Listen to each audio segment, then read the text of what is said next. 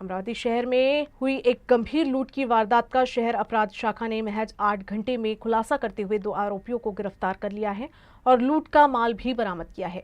ये प्रभावी कार्रवाई पुलिस आयुक्त राकेश ओला के आदेश पर तथा वरिष्ठ अधिकारियों के मार्गदर्शन में की गई।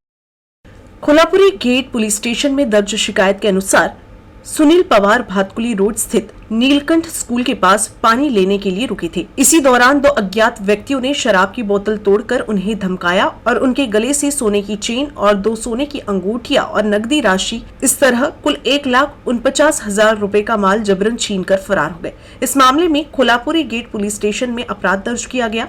मामले की समानांतर जाँच के दौरान अपराध शाखा को एक गुप्त सूचना से ठोस जानकारी मिली। इसके आधार पर पुलिस ने बादल बागावले और रोहित रामटेके को हिरासत में लिया। पूछताछ के दौरान दोनों आरोपियों ने अपराध कबूल कर लिया। आरोपियों के पास से सोने की चेन, एक सोने की अंगूठी और नगद राशि बरामद की गई, जिसकी मौजूदा बाजार कीमत लगभग 2,57,000 रुपए बताई जा रही है। शहर अपराध शाखा ने कुशल और त्वरित जांच के जरिए इस गंभीर लूट की घटना का मात्र 8 घंटे में पर्दाफाश किया है।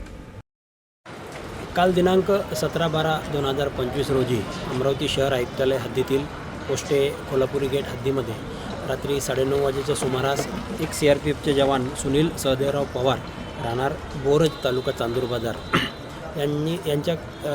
त्यांच्या बहिणीला भेटण्यासाठी गेले असता अज्ञात 2 इसमांनी त्यांची गाडी अडवून त्यांच्याकडनं त्यांच्या गळ्यातली चेन आणि हातातली अंगठी असा ऐवज जबरीने चोरून नेला होता। या संदर्भाचा गुन्हा दाखल होता।